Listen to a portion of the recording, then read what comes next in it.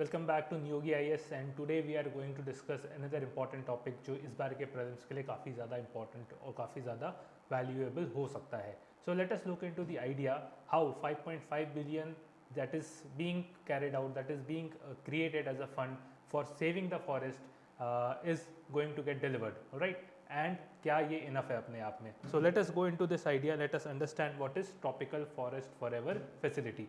Okay, if you see जो COP30 हमारा कुछ समय पहले हुआ था, COP30 किया गया था बेलेम ब्राज़ील में. इसके दौरान ब्राज़ील में ट्रॉपिकल फॉरेस्ट फॉरएवर फैसिलिटी को लॉन्च किया गया. Okay, in COP30 in Brazil we have launched tropical forest forever facility. इसकी क्या यूटिलिटी है? What is the utility? ये एक नया मॉडल है फॉरेस्ट कंजर्वेशन का, फॉरेस्ट फाइनेंस का, जिसमें क्या है कि आप जितना ज़्यादा ट्रॉपिकल फॉरेस्ट को कंजर्व करेंगे, जितना ज़्यादा ट्रॉपिकल फॉरेस्ट को बचाएंगे, उतना आपको उसके करस्पॉन्डिंग पेमेंट मिलेगी. This is the idea with which the tropical forest forever facility was launched. ये आइडिया के साथ tropical forest forever facility launch किया गया था. व्हाट आर दी की फीचर्स? इसके क्या क्या की फीचर्स हैं अगर आप देखने जाएँ तो first of all it provide payment for standing forest. जितने भी स्टैंडिंग फॉरेस्ट है उसके लिए ये पेमेंट प्रोवाइड करता है. You have to understand the difference. मान लीजिए मेरे पास एक लोकेशन है करीबन 100 स्क्वायर फुट की. ओके, 100 स्क्वायर फुट की मेरे पास एक लोकेशन है और ये पूरा फॉरेस्ट कवर्ड है.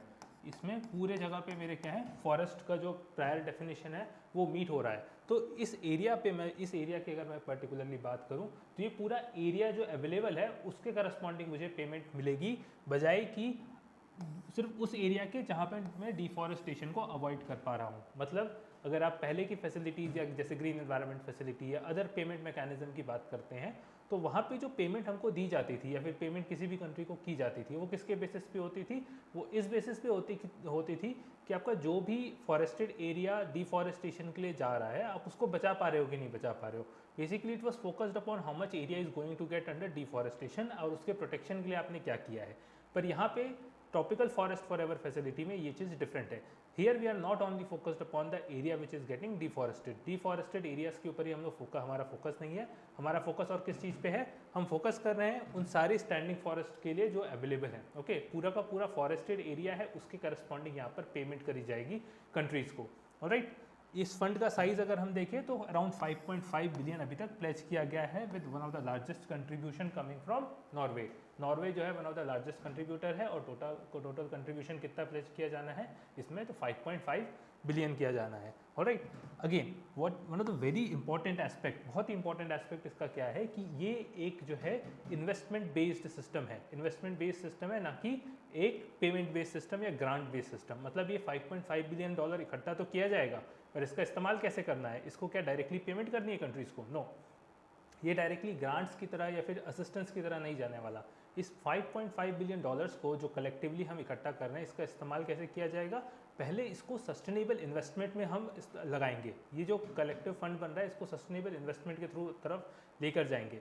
फिर इन सस्टेनेबल इन्वेस्टमेंट से जो रिटर्न मिलेगा आपको, इससे जो आपको फ़ायदा मिलेगा, उस रिटर्न को हम फिर फर्दर जो है डिवॉल्व करेंगे, फर्दर जो है इसे उन कंट्रीज़ को देंगे जहाँ पे tropical forest, tropical rain forest, broad leaf tropical rain forest exist करते हैं. ऑलराइट, सो ये जो 5.5 बिलियन का जो टोटल फंड है ये कलेक्टिवली पूरा का पूरा एज अ ग्रांट नहीं जाने वाला. इसको हम क्या कर रहे हैं, इसको दूसरे सस्टेनेबल एवेन्यूज़ में, सस्टेनेबल डेवलपमेंट के लिए जो एरियाज ओपन अप है वहाँ पे पहले इनको इन्वेस्ट करेंगे और उनसे जो रिटर्न आएगा उसका हम इस्तेमाल करेंगे और उन रिटर्न्स को हम जो है जितने भी ट्रॉपिकल फॉरेस्ट फॉरएवर फैसिलिटी के मेंबर कंट्रीज हैं उनके अक्रॉस डिस्ट्रीब्यूट करेंगे. Alright, so this is the idea behind the fund. So it is not a grant based mechanism. ये सिंपल ग्रांट बेस्ड मैकेनिज्म नहीं है बल्कि कैसा मैकेनिज्म है?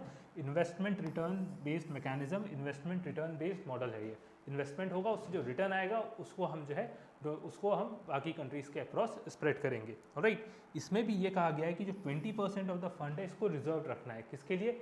इंडिजीनियस कम्युनिटीज़ के लिए. Why indigenous community? Because they are the critical element of the conservation. जितने भी लोकल पॉपुलेशन होते हैं, जितने भी ट्राइबल पॉपुलेशन होते हैं, ये बहुत ही ज़्यादा एक्टिव रोल प्ले करते हैं इन फॉरेस्ट को कंजर्व करने के लिए, इस फॉरेस्ट को मेंटेन करने के लिए. सो 20% जो इस टोटल फैसिलिटी का जो फंड है उसका 20% हम कहाँ लगाने वाले हैं? हम किसको देने वाले हैं? हम वहाँ के लोकल ट्राइबल पॉपुलेशन, वहाँ के लोकल ट्राइबल कम्युनिटीज़, वहाँ के इंडिजीनियस कम्युनिटीज़ को.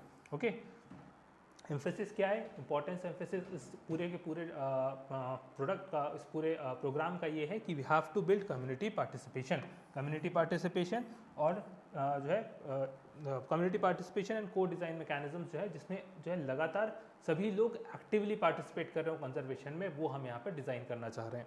Alright, so what is the most innovative aspect about the fund? इसका सबसे बड़ा इनोवेटिव एस्पेक्ट क्या है कि कम्युनिटी पार्टिसिपेशन पे बहुत ही ज़्यादा फोकस है। Right, roll on indigenous community के रोल के ऊपर बहुत ही ज़्यादा फोकस करके इस फंड को बनाया गया है। अटेम्प्ट क्या है, एड बेस्ड सिस्टम से हम कैसे परफॉर्मेंस बेस्ड फाइनेंस में जाना चाह रहे हैं। कैसा सिस्टम होगा यहाँ पे, परफॉर्मेंस बेस्ड। बेसिकली यहाँ पे जो फंड भी क्रिएट किया जाएगा, जो डिसबर्समेंट भी होंगे वो किस बेसिस पे होंगे, वो आपके परफॉर्मेंस बेसिस पे होंगे। आपका जो है मॉनिटरिंग मैकेनिज्म इसमें ऑलरेडी आपको डेवलप करके रखना है। One of the criteria to participate, इस फंड में जो है पार्टिसिपेट करने का एक जो क्राइटेरिया बनाया गया है, उसमें one of the important criteria is कि आपके पास ऑलरेडी अपने फॉरेस्ट को मेजर करने का, उससे रिलेटेड कंजर्वेशन मेथड्स को और कंजर्वेशन एफर्ट्स को डॉक्यूमेंट करने का तरीका ऑलरेडी प्रेजेंट होना चाहिए। Okay, so it is a performance based finance. आपका परफॉर्मेंस जब दिखेगा तब उसकी करस्पॉन्डिंग आपको पेमेंट्स मिलेगी ट्रॉपिकल फॉरेस्ट फॉरएवर फैसिलिटी में। Okay, it introduce technical platform, ये ऐसे टेक्निकल प्लेटफॉर्म ऐसे इंट्रोड्यूस करने वाला है जिसके थ्रू मॉनिटरिंग भी हो सकती है, प्लस कैपेसिटी बिल्डिंग पर भी फोकस किया जा सकता है। जितने भी लोकल कम्युनिटीज़ हैं उनको ये सिखाया जा सकता है कि इन्हीं कंजर्वेशन को हम कैसे और बेहतर तरीके से कर सकते हैं। सो कैपेसिटी बिल्डिंग में भी इस फंड का बहुत ही इंपॉर्टेंट फोकस रहेगा। Okay, then comes the idea of concerns. While the idea is very good, बहुत ही अच्छा आइडिया है अपने आप में, पर कुछ कंसर्न्स भी हैं, कुछ जो है प्रॉब्लमेटिक इश्यूज़ भी हैं जो हमें एक बार देखने चाहिए इसके related. So what are the concerns? सबसे पहले लिमिटेड डिसीजन मेकिंग पावर। किसके टर्म्स में हम बात करें? इंडिजीनियस कम्युनिटी के लिए। आप जिसका भला चाहते हो आप उसी को जो है पार्टिसिपेट नहीं करने दे रहे हो, तो this is not a correct method. अगर आप चाहते हो कि लोकल कम्युनिटी को जो है का भला हो, अगर आप चाहते हो कि लोकल कम्युनिटी को फ़ायदा मिले, तो उनको पार्टिसिपेशन भी देना होगा। कहाँ पे?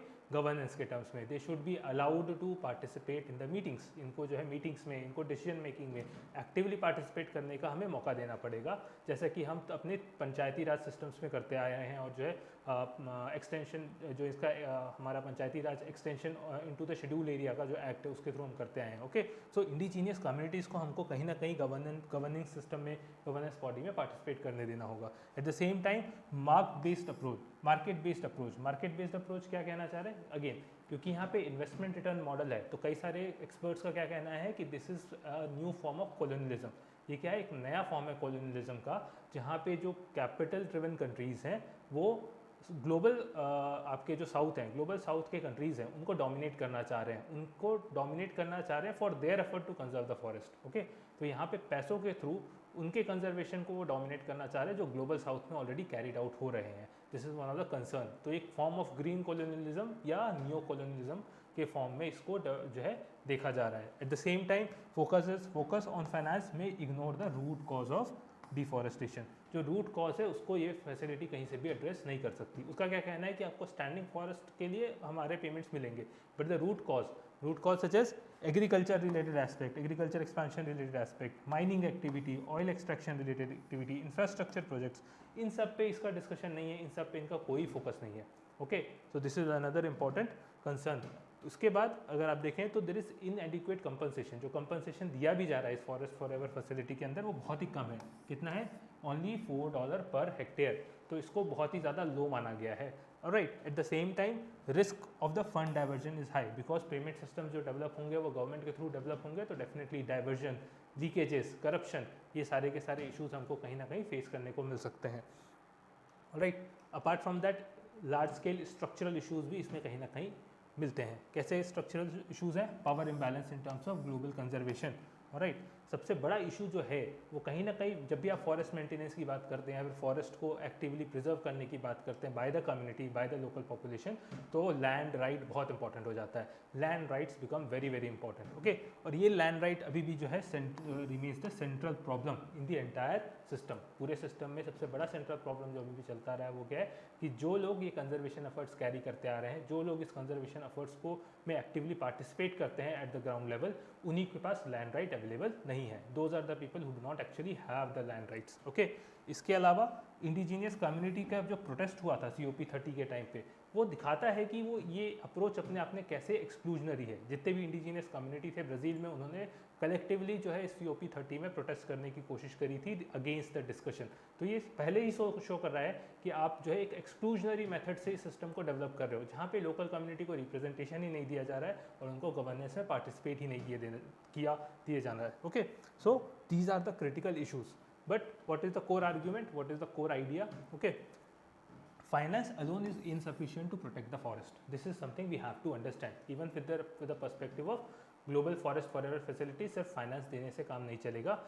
डीप रूटेड रिफॉर्म्स चाहिए और उसमें लोकल कम्युनिटी को हमें गवर्नेंस में पार्टिसिपेट करने देना पड़ेगा. Alright, what are the real conservation that requires? Okay, it requires power should be transferred to local community. जो power किसके पास जानी चाहिए at the end of the day? local communities के पास जाना चाहिए. land rights available होने चाहिए और correct accountability mechanism develop होना चाहिए, ताकि हम ये measure कर सकें कि जो भी आपने promises किए हैं या जो भी आपने system बनाया है वो actually function कर पा रहा है कि नहीं कर पा रहा है. Okay, though without this new model can replicate the old inequalities जो already हम देखते आ रहे हैं. इसका अगर हम एग्जीक्यूट नहीं कर पाते तो कहीं ना कहीं older inequality as it is चलती रहेंगी. Alright, so what is the overall conclusion? Overall conclusion क्या है कि it is a very good innovative system. एक बहुत ही अच्छा इनोवेशन है in climate finance. Climate finance में एक बहुत ही अच्छा इनोवेशन बताया गया है, but we require certain other element. क्या चाहिए हमको? We need actual empowerment of local community. Local community का एक्चुअल एम्पावरमेंट चाहिए. एंड रियल टेस्ट क्या है इसका? How will it ensure the equity, participation and justice. Equity, participation और justice को ये कैसे इंश्योर कर पाएगा? Alright, one of the critical element जो आपको इस फैसिलिटी के बारे में पता होना चाहिए कि India has also joined this facility. But क्या इंपॉर्टेंट है कि it is not a member in this facility. India ने इसको ज्वाइन किया है बट एज अ मेंबर नहीं किया है. सो इंडिया किस पोजीशन पे? India has joined it as an observer. Alright, let me clarify. India क्या है यहाँ पे? ऑब्जर्वर है. वो इसके इवोल्यूशन, इसके पॉलिसीज़ को देखता है, उसके ऊपर कमेंट करता है, but it does not actively participate. Okay, why India has joined as an observer? There are a lot of reasons, but one of the critical reason is India का कहना है कि while mitigation efforts are important, बहुत ज़रूरी है mitigation effort करना, पर अभी प्राइमरी जो हमारा फोकस एरिया होना चाहिए वो कहीं ना कहीं एडॉप्टेशन होना चाहिए, वो कहीं ना कहीं रिस्क मिटिगेशन होना चाहिए, जो ऑलरेडी हम बहुत ही ज़्यादा फेस करते आ रहे हैं. Okay, India is more concerned about adaptation because India जो है ज़्यादा अफेक्ट हो रहा है क्लाइमेट चेंज के कारण. Okay, so we are joined it as an observer and we have requested the entire world कि हमें जो है adaptation एरिया पे वर्क करने की बहुत ही ज़्यादा ज़रूरत है. Alright, so I hope this idea of tropical forest forever facility is clear to everybody. अगर आपको इससे रिलेटेड कोई भी डाउट्स हो तो हमें कमेंट पे ज़रूर बताइए. Thank you for joining today everyone.